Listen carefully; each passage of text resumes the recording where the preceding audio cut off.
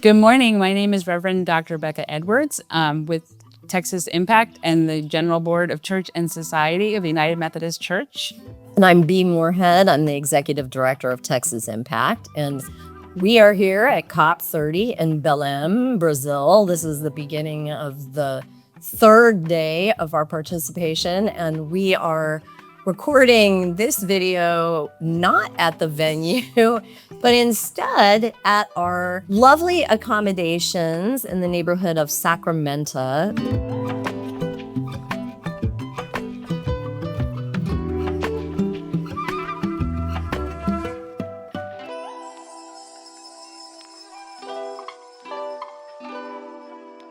Because we got evacuated last night from the COP before we could record. But nevertheless, we were talking about an event that we saw yesterday.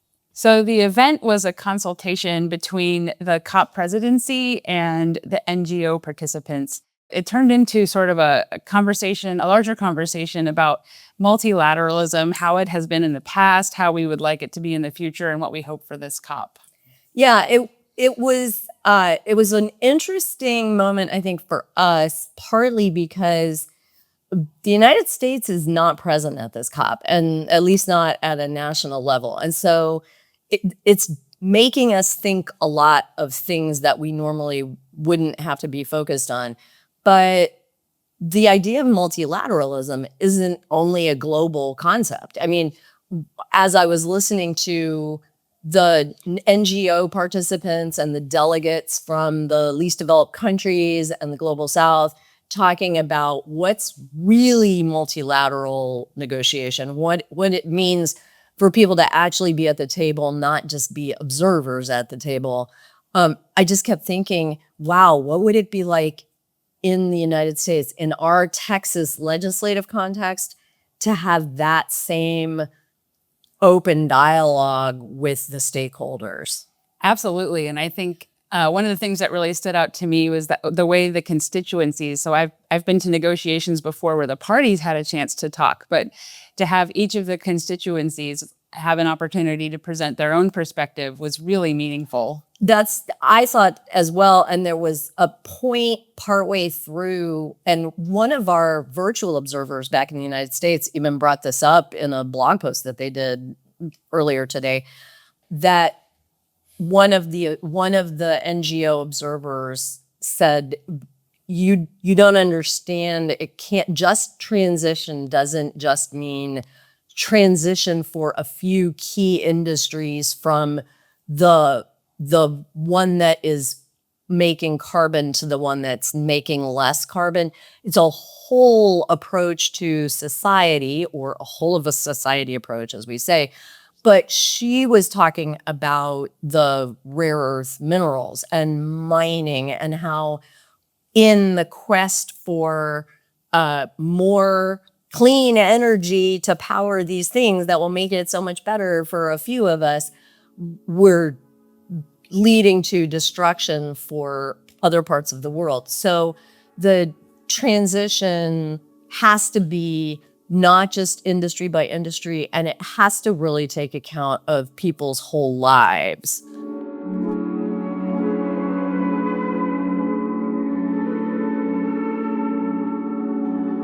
Exactly. And that's something that we've heard again and again at these negotiations and elsewhere. We did a webinar with Brother Rodrigo Pare a couple of years ago at Texas Impact, and he said the same thing, that we can't just transition energy and replace one kind of car with another. We have to rethink as a society how we do transportation, how we live in community with each other, the way we treat our neighbors. And these are all great questions for the faith community to address. They are. And the one other thing that really, I think, hit me pretty hard was when Fiji, so the delegate from Fiji was obviously representing a country that is the first, the canary in the coal mine for the whole world on what's going to happen when climate change makes it that some countries just can't exist anymore. And she said, keep 1.5 alive. A just transition can't be, well, we messed up and missed it, so oh well, for Fiji and other low-lying places.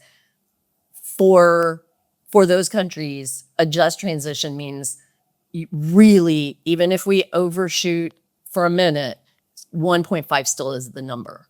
Certainly. And our small island states and least developed countries are really leading the conversation in that direction, making sure we stay focused on the human impacts of climate change and the existential threat that they face. It's really inspiring. And I really hope that we are able to listen as a global body. And Yeah, and I guess that's actually what I was going to say is we've all been in meetings where the party that wasn't in the meeting is the one that got talked about, and sometimes those meetings end up being the one where the good work ends up happening because the problem child isn't there, and later we're able to say, but you can see how this was so important, and you know, you're the grandparent or the child who was the bad actor says, yes, I can see that it was better. I've been not at a meeting and found out later that it was about me, and I understood that it was best that I wasn't there and I really was the problem.